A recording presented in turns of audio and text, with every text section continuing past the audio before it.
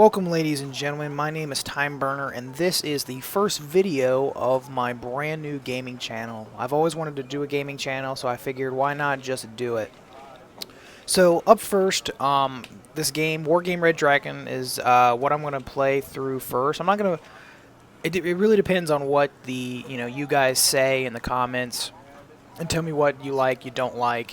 But for now, until I can get some more content on the channel, I'm going to go and play through the first campaign of Wargame Red Dragon, which is the Busan Pocket. So let's go ahead and get that loaded up. Now, for this campaign, we're going to be playing as the South Koreans in 1987. There's going to be a cutscene that's kind of give you the background story of exactly what has happened and why things are where they are at. And then after that, there are some dialogues that pop up along the way that I will read to you when they pop up. And other than that, we're just going to go through the campaign. I'm going to tell you, I'm going to commentate and annotate along the way, why I'm doing this, why I'm doing that, what's my plan of attack, what units I'm using and why. And it'll be a good way to not only get an introduction to the campaign, to kind of see how the campaign works, but also if you're new to Wargame, which if you are, thank you for watching, thank you for showing your interest. This is a great RTS. It's very fun. I've been playing it since the original, which was European Escalation. There was Airland Battle, which was the second, and this is Red Dragon. It's a great series, and I highly recommend that you play them all if you can, if you've got the spare change. But if not, pick the Red Dragon, Wargame Red Dragon, because it's it is the newest, and it's going to have the most players online. So with that said, I'm going to go ahead, start this cutscene, and I'll be quiet during that so you guys can hear it, and then I'll meet you on the other side. When South Korea's military regime shaken by nationwide democratic demonstrations redeploys most of its military forces in the streets to crack down on the protest movement, North Korea sees this as the perfect opportunity to launch its long-awaited reunification campaign.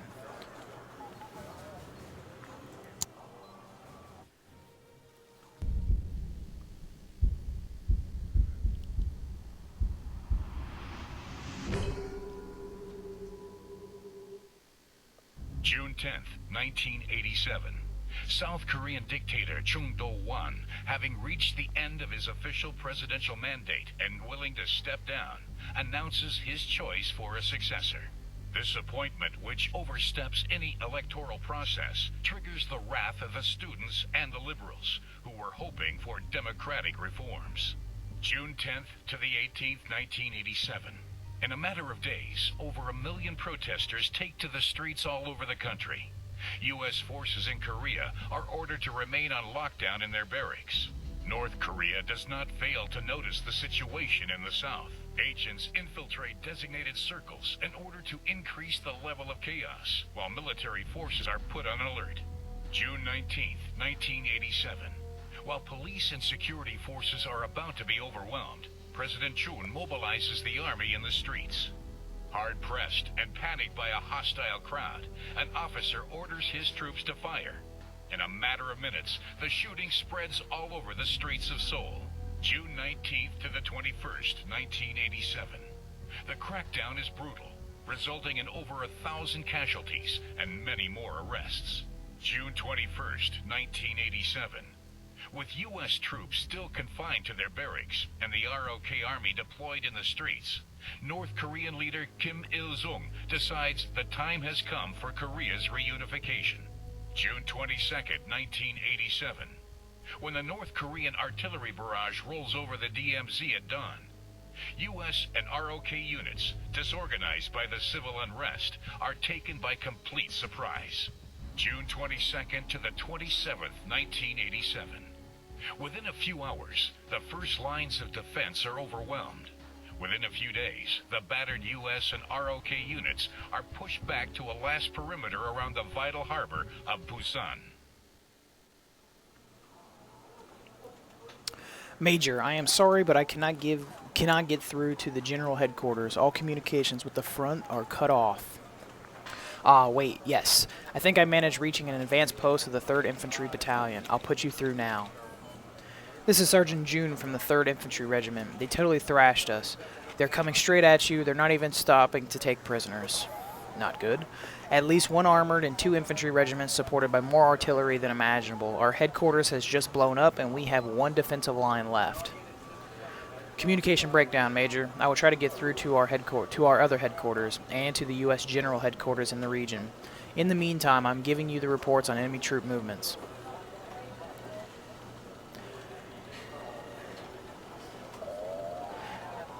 Okay, so it looks like this is the setup. This is the map. Here is the Busan Pocket that we are in. This is where we're locked in at. Major, I am contacting the American headquarters. We should be getting information on their objectives shortly. In the meantime, here is the situation. Busan must not fall before American reinforcements arrive, which is in 3 days' time, according to their promise. We are holding the 3 peripheral sectors. The enemy is surrounding us. We have few airborne and ground reinforcements, but they should enable us to make up for losses, which will be inevitable. Good luck, Major. Well, good vote of confidence there from that guy. Basically, we got to defend long enough until the Americans come. So let's do a quick rundown on exactly how this campaign kind of works and give you an introduction on how to move units and that kind of stuff. So obviously these areas in blue are friendly. These areas in red and these little red units are enemy units. Now obviously we can see what these units are because they're so close to us. These units, we don't have any recon that can see this, so we can't see what these are. Okay? So our job is literally just to defend this line, keep this area out of enemy hands. So keep this. We could lose all 3 of these. As long as we hold this, we're good. But I'm going to hold all 3 of these, so I'm not going to give the enemy the chance to get into here. So this is the defensive line that we're drawing in the sand. So it looks like we've got a armored battalion, an infantry battalion, an anti-tank company, engineers battalion, a infantry regiment, what else we got, and then another armored regiment. Okay, so here we've got ATGM fighters, ground attack aircraft basically, sabers, ground attack very basic ground attack aircraft, and then looks like air superiority fighters, logistics company, close recon company, and a heavy armored battalion. Okay. So let's take a look at the maps. I want to take a look at the maps and see exactly where the enemy is going to be coming from and what we need to be looking out for. Okay, so it looks like that's pretty wide open country right there. This was also a wide open map. This one's a little bit more close quarters. So I want to send the close air support out of the strike squadron there. I want to send this, these anti-tank guided missiles up here, along with air support, because I'm worried about this Su-25. Close recon, I definitely want to send recon where it's needed. These guys do have recon. Do these have? These guys do not have recon. There is some recon here. What about these guys? Definitely want to send the recon up there then. Logistics. Let's see here. What is in this logistics? Okay. I want to send this armored battalion somewhere, but I'm trying to think do I need it more here than I do there? Yeah, it's a tough call. Really, really tough call. Let's see what land units I can buy first here. Okay, so I definitely want to buy this. I'm going to send that Send that here. This I'm going to send.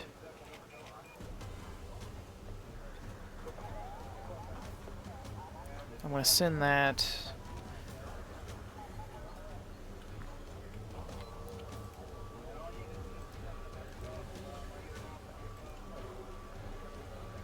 Yeah, I need these heavy tanks up here for that, because there's 56 tanks in that. And there's what? There's really no tanks in there. And there's 60 tanks here to large, what, 24.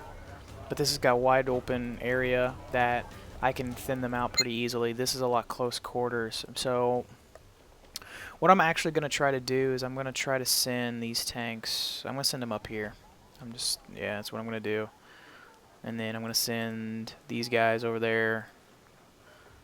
This is the Special Aviation Regiment. UDT SEAL Special Forces are at your disposal to support your ground defense, excuse me. And then logistics. These guys don't have it, so I'm going to send it there. Okay, so this is going to be our first setup. I can't make any. I can't push into enemy territory, so that's all the moves that I get. I can't R&R anybody that I can see. So I'm going to end my turn, and this is going to basically then allow the enemy to make their moves, and this is going to start the, the defensive battle.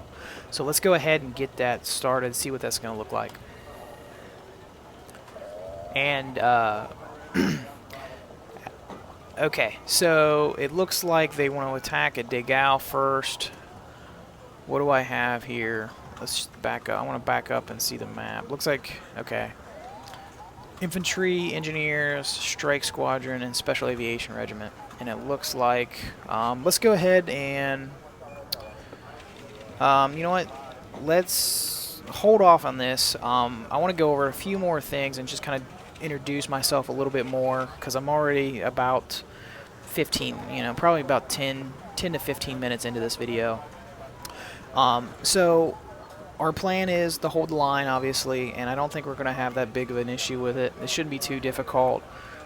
Really, the main thing that you need to watch out for is just the the North Koreans really like to attack en masse, and that's what we're going to have to defend. But enough about the game. A little bit more about me.